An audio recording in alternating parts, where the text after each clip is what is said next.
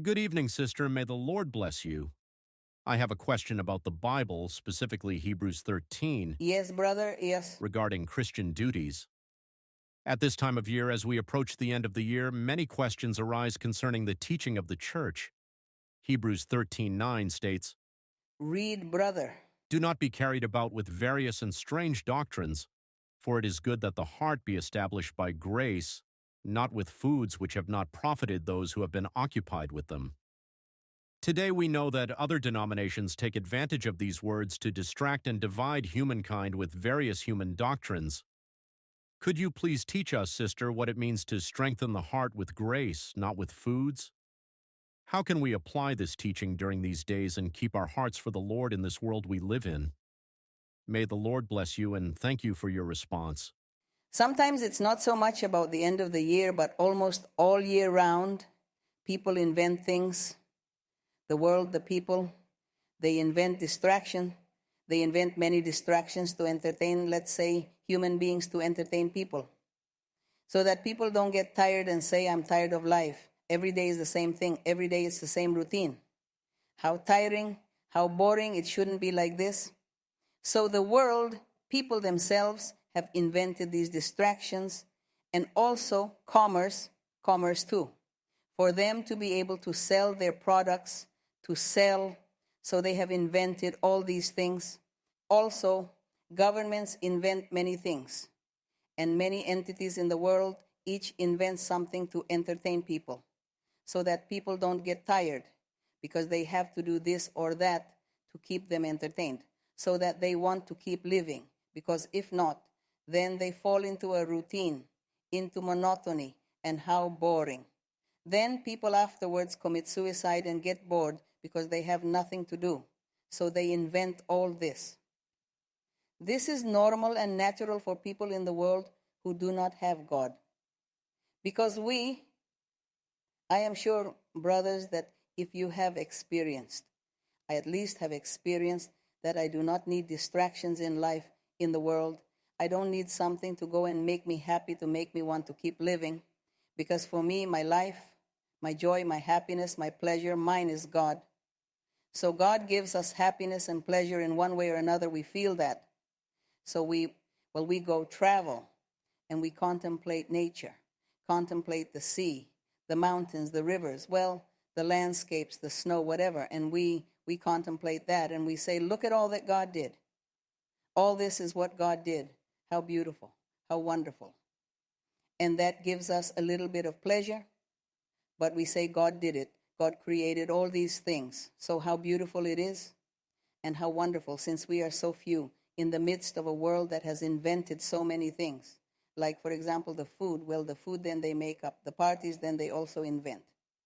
So let's celebrate the party of such and such person, of this person who was a hero, who was the precursor, who was the one who fought, the one who saved, the one who helped to liberate the nation, the one who helped to fight.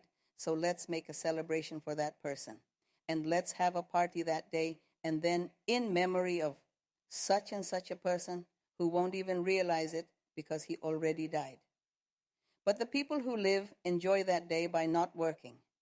So that day they don't work, but they go on their trip, whatever it is, and enjoy and entertain themselves, because that day they were on vacation for the celebration of such and such person. So I like the holiday of such and such person because that day I didn't work.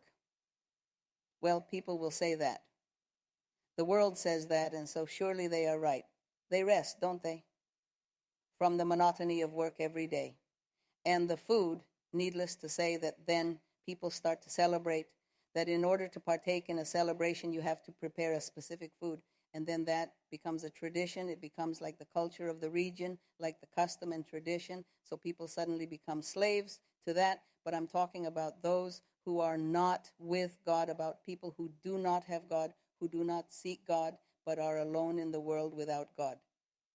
So they look for those distractions. They look for those vacations. They look for all those ways of having fun or eating something different or eating a lot, surely, and that gives them pleasure. Let's respect those things. We're not going to say that's a sin. but simply that people want to distract themselves and do something different from what they are used to doing in everyday life. But we who already have the Lord, we can eat the food any day. If you like X food, well, you eat that any day that you can. But sometimes there are foods that they don't bring out all the time, but only on the day of the celebration of such and such person. And since it's only that day for that week that they bring out that food, and well, since I like it, what did I do? Well, I went, bought it, and ate it because I like it. For example, eating turkey, right?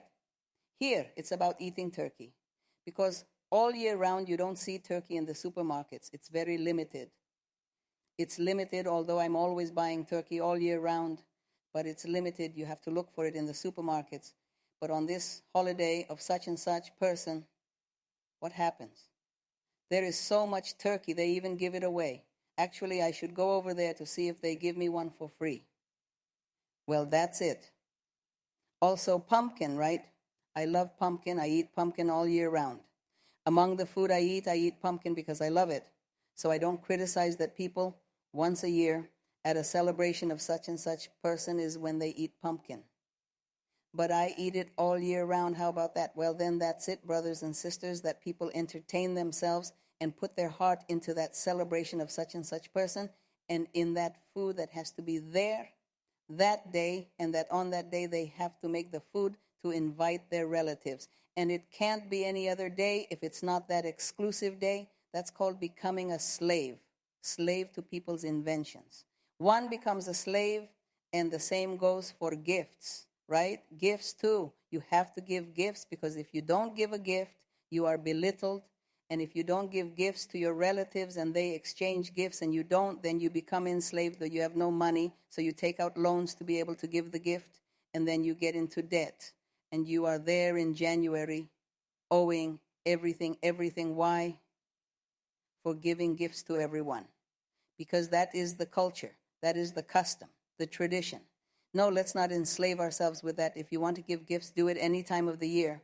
And if you see that everyone is giving those gifts only in the last month of the year, and you don't have money, well, don't enslave yourself by taking out loans, getting into debt, and spending what you don't have just to pretend. No, let's not pretend.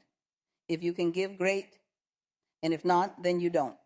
And if someone gave me a gift, oh, thank you, but I'm not going to return the gesture. You give me a gift, but I'm not going to return the gesture because I wasn't asking you to give me the gift. And I don't have money. I'm not going to return the gesture and give a gift. So they give me a little congratulation card, so then I have to return the gesture too. We become slaves to these things. Let's not be slaves to that. Let's not put our hearts into those things. Maybe that's not even a sin. Because why is it going to be a sin to eat turkey or eat squash or pumpkin? Well, it's not a sin, but the sin is that you put your heart into it.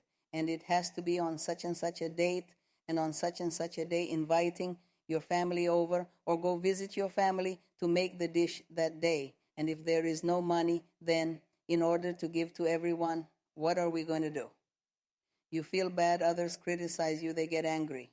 Well, it leads to discord. Why do that? No, well, let's not enslave ourselves. You eat in the year when you want, when you have the money, when you can. Give an invitation during the year on any date. Give your family an invitation, or you visit your family when you can. But don't enslave yourself. Don't be a slave to these inventions, these traditions, and these cultures. Don't become a slave to these things. Don't put your heart into it. So if they send you food because they made food and sent it to you, well, you receive it and eat it. But don't start making a dish to return the gesture to them too. Don't do that. Say thank you. So if they gave me food, well, thank you. And there, well, I eat it and receive it from them because, well, it's food. But don't feel obligated that you have to return the gesture, right? Because that's what you see in people, that exchange. They give me a gift, and I also have to give them a gift. And then everyone in businesses are happy because the business owners are the ones who make money with sales, with people's purchases. And people go and buy anything just for the sake of giving. They buy anything because you have to give. You give that to the other person, and the other person doesn't like it and goes and returns it. They say, I sigh. Why would I want that? And so then that's how commerce is formed. Let's not enslave ourselves. Don't become a slave to the circumstances of people's inventions. Don't become a slave. That's not a sin, but we become slaves, and that is unpleasant for us. The things of God come first. First is the Lord, and that's it. Because so much slavery becomes idolatry too. Being an idolater also of people, of family, of circumstances, of parties, of meals. One becomes like an idolater of those things, right? That's slavery. Be realistic. Eat when you can. Give when you can. Attend when you can. And that's it, without enslaving yourself. And let's not criticize them, because you know that commerce, half the world lives off the other half of the world. But commerce has to do its job too, to earn money.